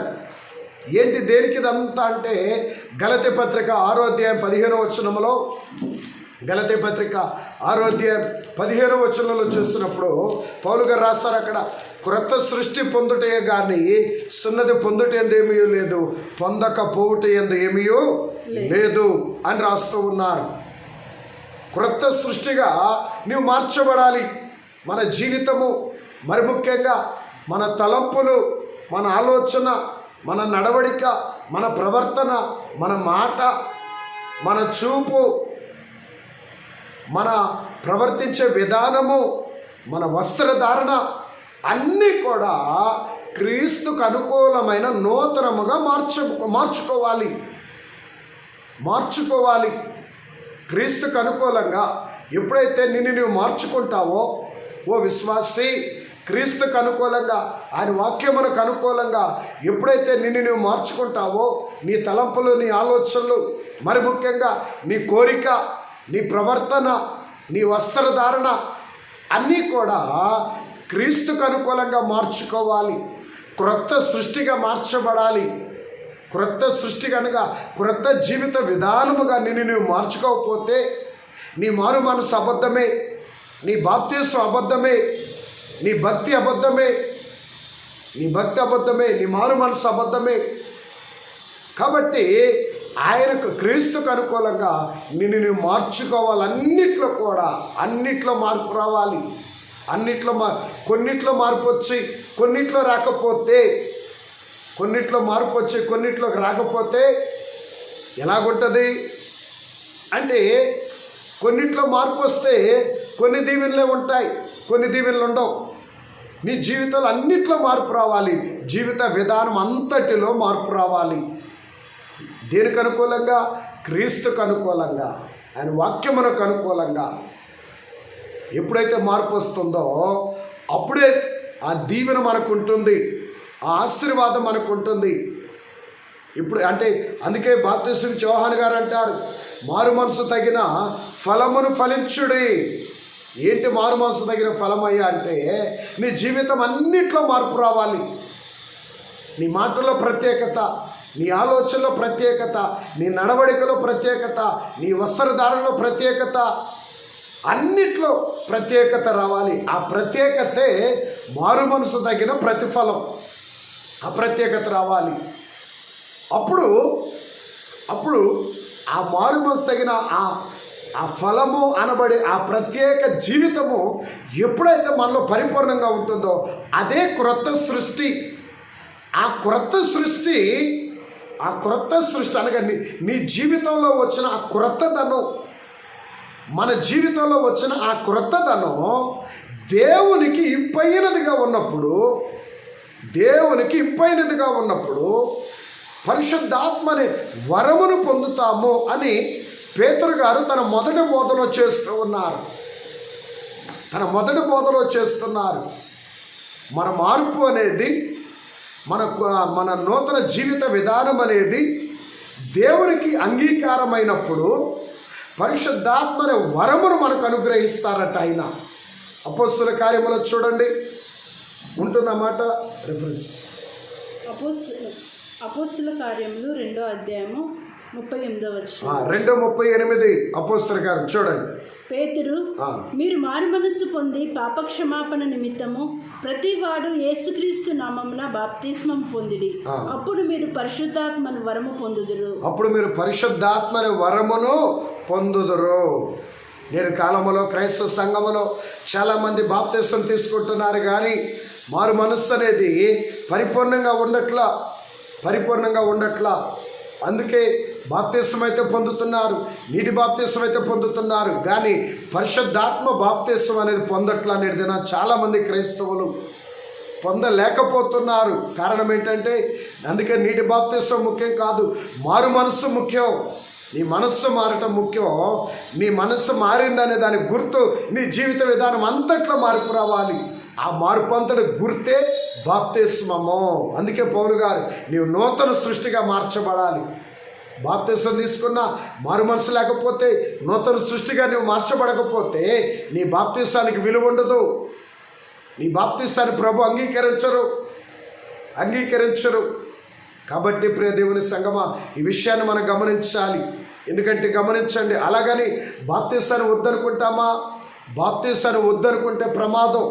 ఎందుకంటే మోషే గారు దేవుని సేవకుడిగా దేవునితో అంతగా దీవించబడి, ఆకర్షింపబడి, బలపరచబడి, రుజువులు పొందుకొని ఎన్ని భాగ్యాలు పొందుకున్నా మోషే గారు చేయవలసిన పని చేయకపోవటాన్ని బట్టి, తన బిడ్డకు సున్నతి చేయకపోవటాన్ని బట్టి దేవుడు మోషే గారిని చంపచూశాడు. కనుక తన జనాంగానికి సున్నతి ఎంత ప్రాముఖ్యమో చూడండి. అలాగే నేటి కాలంలో మనకి బాప్తిస్మం అవసరం. అయితే మారు మనస్సు పొంది నీ జీవిత విధానం నూతనమైన సృష్టిగా మార్చబడి దానికి గుర్తుగా నీవు బాప్తిస్మం తీసుకోవాలి. ఏదో అవసరం కదా, పెళ్లి టైం వచ్చింది, బాప్తిస్మం అవసరం కదా, ఏదో క్రిస్టియన్ స్కూల్లో సీటు కావాలి, బాప్తిస్మం సర్టిఫికేట్ అవసరం కదా, ఆ సర్టిఫికేట్లు అవసరం పెళ్లి కోసమని ఇటువంటి నామకార్థమైన బాప్తిస్మాల వల్ల దేవుని బిడ్డలారా లేనిపోని శ్రమలు కొని తెచ్చుకుంటాం ఈ నామకార్థ బాప్తిస్మాల వల్ల. కనుక లేదా తీసుకోబాకండి. తీసుకుంటే మారు మనసు తగిన విధంగా నీ జీవితాన్ని మార్చుకొని తీసుకోండి, లేదా తీసుకోబాకండి. అంతేగాని అవసరానుగుణంగా బాప్తిస్మం తీసుకోవడానికి అదేదో ఒక వస్తువు కాదు, మన ఇష్టం వచ్చినట్టు కొనుక్కొచ్చుకోవడానికి. ఒకవేళ బాప్తిస్మం తీసుకున్నాను కదా నీవు సంతృప్తి పొందుతావేమో, మనం పొందుకునే అటువంటి బాప్తిస్మాన్ని, ఆ నామకార్థ బాప్తిస్మాన్ని ప్రభు అంగీకరించడం. ఎందుకంటే అవసరాన్ని తీసుకున్నావే కానీ నీ జీవితంలో మార్పు గుర్తుగా తీసుకోలేదు. అట్టి బాప్తిస్మాన్ని ప్రభు అంగీకరించడు. ఏముంది, అవసరం కదా అని పాస్టర్ గారు కూడా బాప్తిస్మాలు ఇచ్చేస్తారండి. పాస్టర్ గారులు కూడా బాప్తిస్మాలు ఇచ్చేస్తారు. అది చాలా పెద్ద తప్పు. బాప్తిస్మం అనేది అది దైవికమైన కార్యం. మారు మనసు లేని వారికి అవసరత కదా అని చెప్పేసి ఎవరికి పడితే వాళ్ళకి బాప్తిస్మం ఇచ్చేస్తే తర్వాత ఇచ్చిన సేవకుడు దేవునికి లెక్క చెప్పాలా, తీసుకున్న విశ్వాసి దేవునికి లెక్క చెప్పాల్సి వస్తుంది. జాగ్రత్త. అయితే అలాగని బాప్తిస్మాన్ని నిర్లక్ష్యం చేయమని నేను అంటలేదు, తీసుకోవద్దని నేను అంటలేదు. జాగ్రత్త కలిగి మారు మనసు పొంది నూతన జీవితంలోనికి మార్చబడి దానికి గుర్తుగా తీసుకోవడానికి సిద్ధపడండి. అప్పుడు మన బాప్తిస్మాన్ని, మన భక్తి జీవితాన్ని దేవుడు ప్రభు అంగీకరిస్తాడు. అప్పుడు మన మీదకి పరిశుద్ధాత్మని వరం వస్తుంది. అనగా త్రియేక దేవుడు మనలోనికి దిగొస్తాడు. ఆయన మనల్ని బలపరుస్తాడు. అందుకే నేటి దినాన క్రైస్తవ సంఘం నీటి బాప్తిస్మం పొందుకుంటున్నారు, పరిశుద్ధాత్మ వరాన్ని అందుకోలేకపోతున్నారు. ప్రియమైన దేవుని బిడ్డలారా గమనించండి. అందుకే విశ్వాస జీవితంలో పరిశుద్ధాత్మ నీటి బాప్తిస్మం అవసరం. నీటి బాప్తిస్మం కంటే పరిశుద్ధాత్మ బాప్తిస్మం అవసరము. అయితే నీటి బాప్తీసం, పరిశుద్ధాత్మ అభిషేకం నీటి బాప్తీసం పొందుకుంటాను బట్టి, నీటి బాప్తీసం దేనికంటే నీ మారు మనసుకి, నీ పరిశుద్ధ జీవితానికి నిదర్శనము. కాబట్టి ఆ విషయాన్ని గమనించవలసిందిగా ప్రభు పేరట మనవి చేస్తూ ఉన్నాను. కాబట్టి ప్రియ దేవుని జనాంగమా, అందుకే గమనించండి, ఈ దిన బోధలో ఈ విషయాలన్నీ కూడా జ్ఞాపకం చేసుకొని, ఈ విషయాలన్నిటిని బట్టి మనల్ని మనం పరిశీలన చేసుకొని, క్రీస్తుకు అనుకూలంగా మన జీవితాన్ని సమర్పించుకొని ఆయన నామ ఘనత కొరకు మనం జీవిద్దాము. ఆయన నామ ఘనత కొరకు జీవిద్దాం. మోషే గారి వలె ప్రభు చేత ఎన్నుకొనబడాలి. అదేవిధంగా మనము దేవుని నామంలో చేయవలసిన పనులు చేయలేకపోయామా? మన బిడ్డలకు నేర్పవలసినవి మనం నేర్పలేకపోతున్నామా? అది గమనించండి. మోషే తాను పొందుకున్న సున్నతి తన బిడ్డకు చేయలేకపోవటాన్ని బట్టి దేవుడు మోషే గారికి తీర్పు తీర్చడానికి వచ్చాడు. అలాగే మన బిడ్డలైన వారికి మనం చేయవలసినవి, మనం నేర్పవలసినవి, మన క్రమపరచవలసినవి మనం చేయకపోతే దేవుడు ఆ తీర్పు మనకి తీరుస్తారు. ఆ తీర్పు మనకి తీరుస్తారు. కనుక మన బిడ్డలను దైవికమైన మార్గంలో దేవుని కొరకు సిద్ధపరచాలి, దైవ మార్గంలో పెంచాలి, దేవుని పరిచర్యలో పెంచాలి, దైవ సన్నిధిలో పెంచాలి, వాక్యానుసారంగా పెంచాలి. కాబట్టి అందుకే చాలా దౌర్భాగ్యం ఏంటంటే, మా బిడ్డలు బాగా చదువుకోవాలి, మంచి ఉద్యోగంలోకి రావాలి అని ఆశపడుతున్నారు. నేటి దినాన తల్లిదండ్రులు బాగా చదువుకోవాలి, మంచి ఉద్యోగం చేయాలి, లక్షలు సంపాదించాలి, ఉన్నతమైన స్థితిలో ఉండాలి అని బిడ్డల విషయంలో తల్లిదండ్రులు చాలా ఆశపడుతున్నారు. మంచిదే, ఆశపడొచ్చే, అందులో ఏ అభ్యంతరం లేదండి. అంతకన్నా ఎక్కువగా మన బిడ్డలు దేవునిలో ఉండాలి. అంతకన్నా ముఖ్యంగా బిడ్డలు దేవునిలో ఉండాలి. ఈ లోకంలో ఉన్నతమైన ఉద్యోగం, ఉన్నతమైన స్థితిలోనికి వచ్చి తర్వాత నరకాగ్ని పాలవటం ఇష్టమేనా? గనుక ఈ లోకంలో ఉన్నతమైన స్థితి కంటే దేవుని సన్నిధిలో ఉండటం గొప్ప, దేవుని పరిచర్యలో ఉండటం గొప్ప, దేవుని మార్గంలో నడవటం గొప్ప.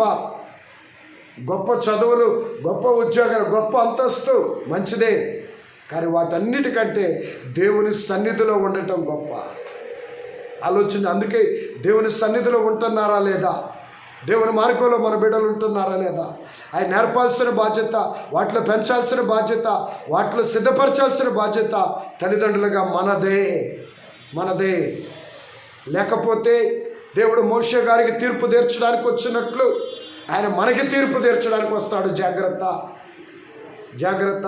ఈ విషయాలను మనం జ్ఞాపకం చేసుకొని మనం క్రమపరుచుకుంటూ మన బిడ్డలైన వారికి నేర్పవలసిన నేర్పిస్తూ దేవునిలో మనం సిద్ధపరుస్తూ దేవుని చేతిలో నిత్య పనిముట్లుగా వాడబడచ్చు.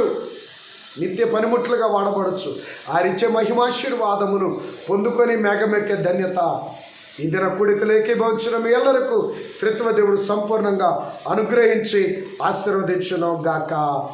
ఆమేన్. ప్రార్థన చేసుకుందాం.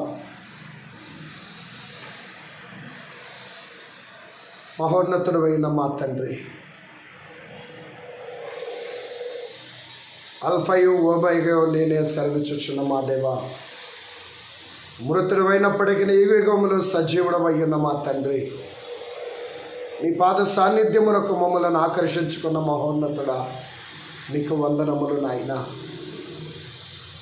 ఇదిగో తండ్రి, ఈ ధ్యాన దినములలో ఈ 4వ దినమున నిజమే దేవా, మాతో మీరు మాట్లాడిన విషయములు,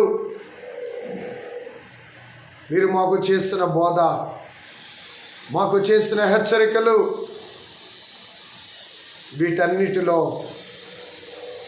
మా జీవితానికి అన్వయించుకొని పరిశీలన చేసుకొనగలిగిన జ్ఞానము, సరిచూసుకొనగలిసిన జ్ఞానము నీ పరిశుద్ధాత్మ ద్వారా ప్రతి ఒక్కరికి అనుగ్రహించుమనైనా.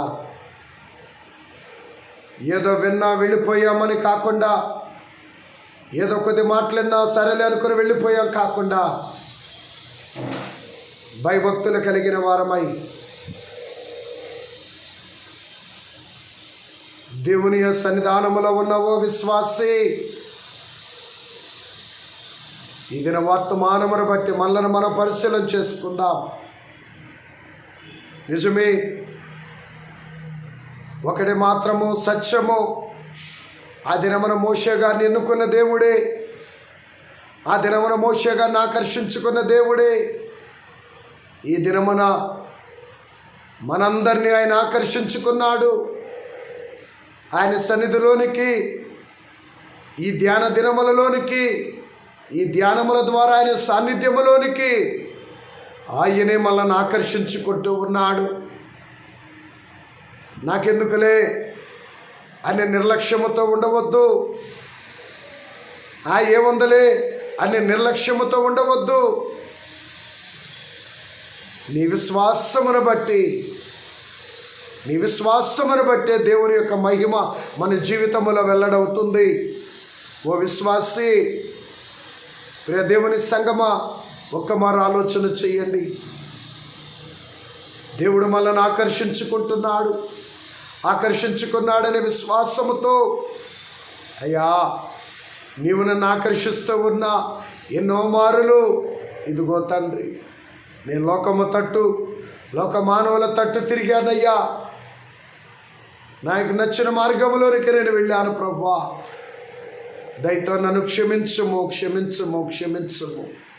నిజమే, నువ్వెన్నో రుజువులు చూపించావు, ఎన్నో నా ప్రార్థనలకి నెరవేర్పులు ఇచ్చావు, ఎన్నో స్వస్థతలు ఇచ్చావు, ఎన్నో దీవెనలు ఇచ్చావు, ఎన్నో భాగ్యములు ఇచ్చావు. దేవుని యొక్క దీవెనలు భాగ్యములు పొందుకున్న, దేవుని యొక్క ఆశీర్వాదములు అందుకున్న, దేవుని యొక్క ఏర్పాటు భాగ్యమును పొందుకున్న ఓ విశ్వాసే, ఒక్కమారు ఆలోచన చెయ్యండి. అన్నీ పొందుకుంటున్నాము కానీ ఆయన యందు మనం లక్ష్యం ఉంచలేకపోతున్నాము.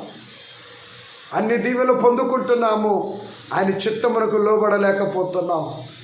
ఆయన ఇచ్చిన స్వస్థతలన్నీ పొందుకున్నాం, ఆయన మార్గంలో నడవడానికి సిద్ధపడలేకపోతున్నాం.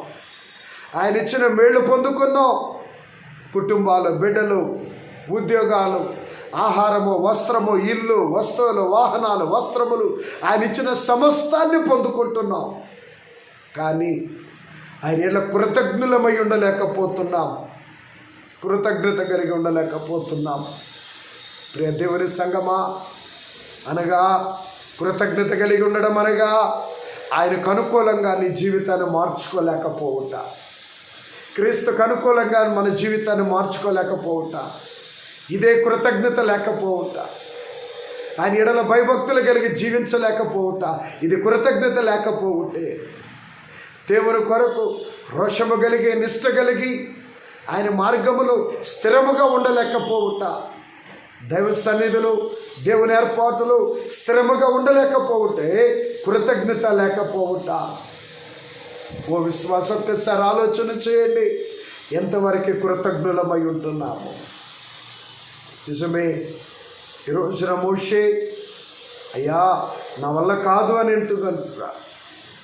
ఎందుకు దేవుని పరిచర్య నుంచి పారిపోవడానికి సిద్ధపడుతున్నాడు? ఎందుకు దేవుని సన్నిధి నుంచి బయటికి వెళ్ళిపోవడానికి సిద్ధపడుతున్నాడు? నిజమే, ఆయనలో ఉన్న లోపము, ఆయన చేసినటువంటి హత్య,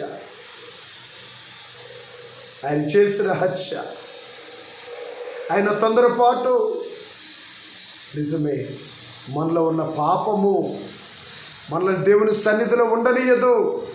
మనలో ఉన్న బలహీనత దేవుని సన్నిధిలో ఉండనీయదు.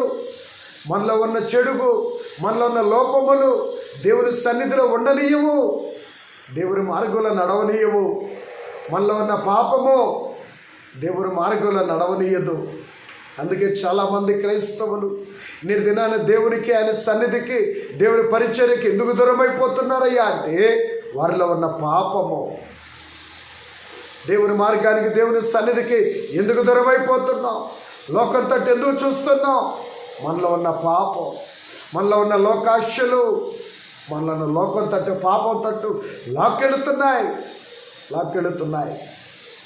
అయినా దేవదేవుడు మోషే గారిని కనికరించినట్లుగా ఈ దినమున మనలను కూడా కనికరించి మన ఆయుష్ని దీవించి ఈ దినమున ఆయన పాదముల ఎద్దుకు మనల్ని ఆకర్షించుకొని తన కృప చేత తన రక్తముతో మన పాపములను శుద్ధి చేసి తన సన్నిధి ద్వారా, తన వాక్యము ద్వారా, ఈ వాక్యమనే ఉదకము ద్వారా మనల్ని శుద్ధి చేస్తూ మన ఆత్మీయ స్థితిని బలపరిచి క్రీస్తు యందు స్థిరత్వం మనకి ఇచ్చుటకు ఈ దినమున ఆయన సాన్నిధ్యమునకు మనల్ని ఆకర్షించుకొనిన ఆ దేవదేవుడైన మన ప్రభువును రక్షకుడని యేసు క్రీస్తుని ఘనపరచుచు, దేవా పాత నిబంధన కాలములో మోషే గారు ఆయన చూస్తున్నాడు కానీ ఆయన బలహీనత వైపు, నీవు ఆయన బలహీనత వైపు చూడక కనికరించి క్షమించి నీ తట్టుకు ఆకర్షించి నీ పని కొరకు నీ వాక్కు అనే అభిషేకం ఇచ్చు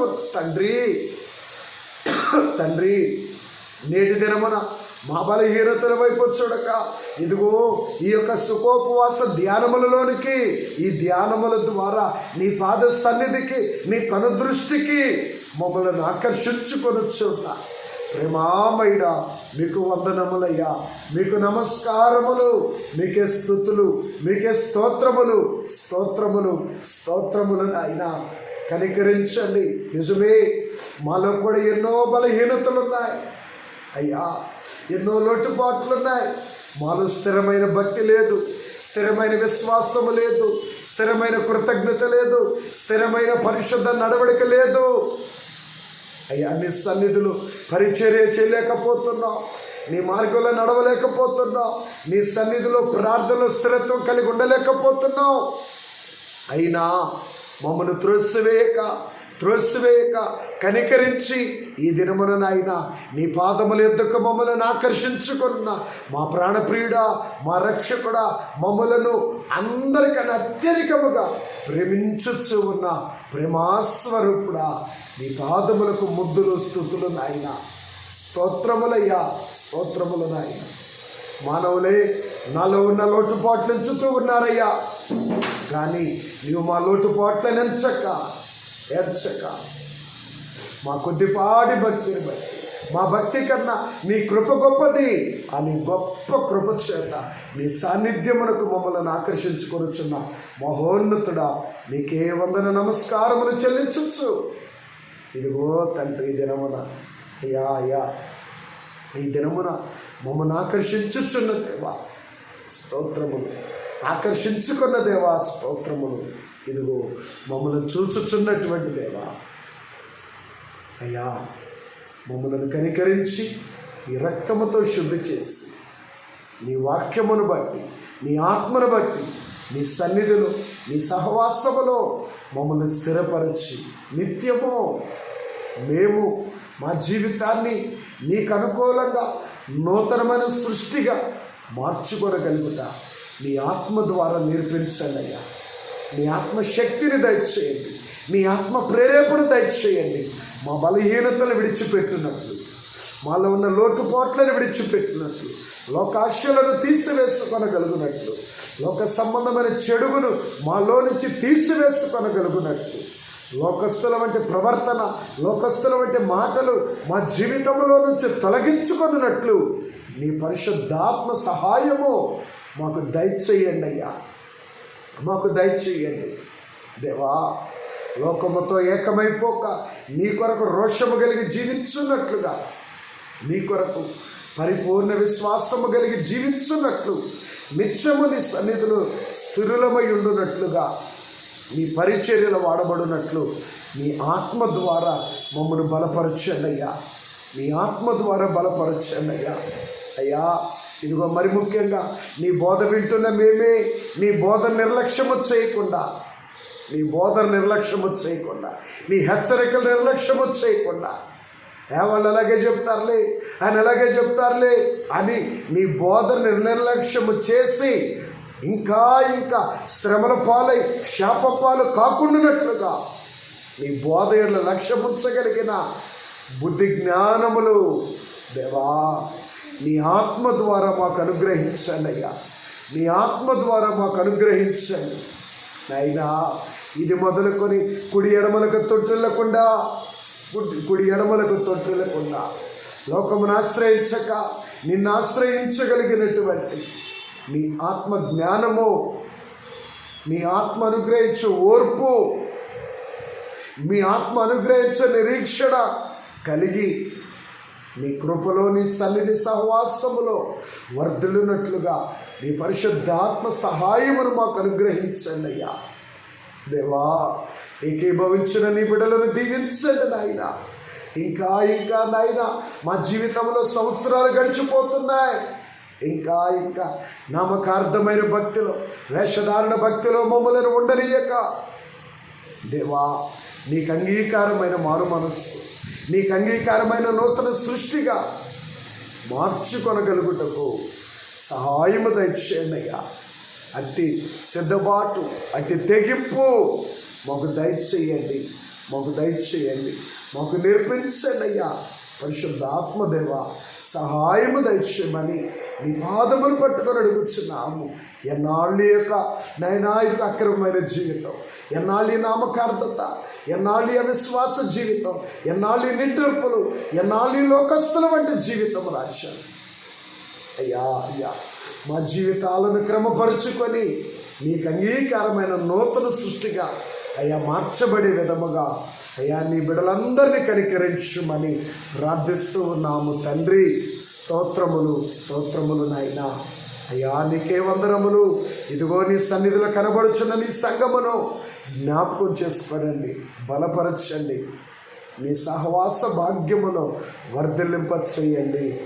అలాగే ఇదిగో నాయన, నీ బిడలు అయ్యా ఏ ఆశతో నీ సన్నిధిలో ఉన్నారు, ఏ ఆశతో నీ సన్నిధిలో ఉన్నారు, నీ సన్నిధిలో ఉన్న నీ బిడ్డలు నైనా నైనా ఏ సమస్యలో ఉన్నారు, ఏ శోధనలో ఉన్నారు, ఏ అనారోగ్యముతో బాధపడుతున్నారు, ఏ ఇబ్బందులతో బాధపడుతున్నారు, ఏ కష్టములో ఉన్నారు, ఏ దుఃఖముతో ఉన్నారో అయ్యా, సాతాను చేత పీడింపబడుతూ ఏ దుస్థితిలో ఉన్నారో, మరి ముఖ్యంగా ఆర్థిక ఇబ్బందుల నుంచి బయటకు రాలేక ఇదిగో ఆ ఇబ్బందులలో ఏ ఊగిసలాటలో ఊబిలో ఉన్నారో ఒక్కసారి నీ బిడ్డలను కనికరించండి. నీతి సూర్యుడా, నీతి సూర్యుడా, ఇప్పుడే నీ వెలుగును నీ బిడ్డల జీవితంలో ఉదయింపచేసి నీ వెలుగును ఉదయింపచేయము, నీ మహిమను ప్రకాశింపచేయండి నాయన. శ్రమలని బంధకాలు, శోధనని బంధకాలు అన్నిటినీ కూడా అయ్యా నీ యొక్క పరిశుద్ధాత్మను అగ్నితో కాల్చివేసి నీ బిడ్డలకు సంపూర్ణమైన ఆత్మీయ విడుదలనిచ్చి నీ కృప ఆశీర్వాదములతో బలపరచుమని ప్రార్థిస్తూ ఉన్నా. స్తోత్రములు నాయన. నీ బిడ్డలు ఏ ప్రయత్నములలో ఉన్నారు, నీ బిడ్డల ప్రయత్నములను సఫలపరచండి. ప్రయాణములలో కాపుదల జయము దయచేయండి అయ్యా. నీ బిడ్డలకు ఇచ్చిన ఇదిగో సంతానమును దీవించండి, కుమారులు కుమార్తెలను ఆశీర్వదించండి. వారి చదువులలో, వారి ప్రయాణములలో, ఆటపాటల్లో తోడై ఉండండి. నీ ఎడల భయభక్తులు కలిగి తల్లిదండ్రుల ఎడల విధేయులై నీ కృపలో పరిశుద్ధ ప్రవర్తన, పరిశుద్ధ జీవితము కలిగి పరిశుద్ధమైన భయభక్తులతో వర్ధిల్లింపచేయమని ప్రార్థిస్తూ ఉన్నాను. అదేవిధంగా మా తండ్రి యవనస్తులైన బిడ్డలను జ్ఞాపకం చేసుకోరండి అయ్యా. అయ్యా అయ్యా, యవనస్తులైన బిడ్డలను జ్ఞాపకం చేసుకోరండి దేవా. దేవా, పరిశుద్ధమైన మనస్సాక్షి, పరిశుద్ధమైన అయ్యా ప్రవర్తన, పరిశుద్ధమైన అలవాట్లు, పరిశుద్ధమైన భక్తి, వాక్యానుసారమైన జీవిత విధానము, వాక్యానుసారమైన నూతన సృష్టిగా మా యవనస్తులైన బిడ్డలను మార్చి మీరే మహిమ పొందండి అయ్యా. నీకు తల్లిదండ్రులకు విధేయులగునట్లుగా అయ్యా అయ్యా దీవించము. మా యవనస్తులైన బిడ్డలు నీ సన్నిధిలో పరిచర్య చేసే బిడ్డలనుగా, నీ చేతిలో పనిముట్లుగా మా యవన బిడ్డలను మీరు బలపరచండి అయ్యా, మీరు ప్రేరేపించమని ప్రార్థిస్తూ ఉన్నామయ్యా. స్తోత్రములు, స్తోత్రములు, స్తోత్రములు. తల్లిదండ్రులకు, సంఘానికి చేదోడు వాదోడుగా మా యవన బిడ్డలు ఉన్నట్లుగా మీరు ప్రేరేపించమని ప్రార్థన చేస్తూ ఉన్నాము. అనారోగ్యవంతులైన మా సంఘ బిడ్డలను నీ గాయపడిన హస్తముతో ముట్టి స్వస్థపరచండి. ఎవరైతే కార్యక్రమాన్ని ఎంతమంది వీక్షిస్తూ ఉన్నారు, ఎంతమంది వాక్య ధ్యానములు పాల్గొంటున్నారు, ఎంతమంది సమయంలో ప్రార్థనలో ఉన్నారు, వారందరినీ ఇప్పుడే ఇప్పుడే ఇప్పుడే జీవము కలిగిన యేసు క్రీస్తు అనే పరిశుద్ధ పరిమళ తైలపు సువాసన వంటి మీ నామములో ఏకీభవించి ప్రార్థనలు ఏకీభవించిన బిడ్డలను నూరంతలుగా దీవించము, దీవించము, దీవించము రాజా. నీ మహిమాశీర్వాదములు కృమరించి వారి ప్రార్థనలకు నెరవేర్పు, నాయన వారు ఆశించిన దానికి ఊహించిన దానికన్నా అత్యధికమైన నీ పరలోకపు దీవెనలు కుమ్మరించమని ప్రార్థన చేస్తూ ఉన్నామయ్యా. మీకే స్తుతులు స్తోత్రములు చెల్లించుచు ఉన్నాము. కనికరించండి. ఇంకా ఇంకా ఎవరైతే ఏ పాప బంధకాల్లో, ఏ చెడ్డ అలవాట్లలో, ఏ చెడ్డ స్నేహాల్లో ఉన్నారో దేవా, ఇప్పుడు మా బిడ్డలను మీరు దర్శించి నీవే పట్టుకొని ఆ దుస్థితిని, ఆ చెడ్డ మార్గాలు, చెడ్డ అలవాట్లు, చెడ్డ స్నేహాలు, చెడ్డ బంధకాలు అన్నిటి నుంచి సంపూర్ణంగా విడిపించి బయటకు తీసుకొని రమ్మని మా బిడ్డలందరినీ నీ చేతికి అప్పగిస్తూ ఉన్నానయ్యా. సహాయము దయచేసి నీ కృప చూపించమని మహిమ ఘనత కీర్తి ప్రభావాలు పొందుకొని మీరు అక్కడికి ఆయుత్తపరచుకొని మరి అడగచ్చు. ఇదిగో అయ్యా, మోషే గారిని వలె మా బిడ్డలైన వారిని కూడా విడవక బలంగా పట్టుకొని ఇదిగో ఇదేనని కార్యక్రమంలో నీ సన్నిధిలో ఉన్న ప్రతి సహోదరిని, ప్రతి సహోదరుడు, ప్రతి అవ్వన బిడ్డ, ప్రతి చిన్న బిడ్డ, ప్రతి కుటుంబాన్ని అయ్యా మోషే గారిని ఎలాగున పట్టుకుంటున్నావో, మోషే గారిని ఎలా పట్టుకుంటున్నావో మా బిడ్డలైన వారిని కూడా పట్టుకొని మీరు బలపరిచి వారి విశ్వాస కార్యములు జరిగించి మా బిడ్డలను ఆశీర్వదించి నీ చేతిలో పనిముట్లుగా అయ్యా మా బిడ్డలందరూ వాడబడి కృప దయచేయమని అడుగుచ్చు. మీకే వందన నమస్కారములు చెల్లిస్తూ యేసుక్రీస్తు ప్రభుని నామములో ఈ మా ప్రార్థనా స్తుతులను సమర్పించి వేడుకొనుచు ఉన్నాము తండ్రి. ఆమేన్. తండ్రి, కుమార, పరిశుద్ధాత్మ త్రిత్వదేవుని యొక్క మహిమాశీర్వాదములు, మహిమ భాగ్యములు మీ జీవితాలలో మెండుగా కృమ్మరించబడి ఆయన రాకడకు ఆయుత్తపరచుకొనును గాక. ఆమేన్. మరణాత.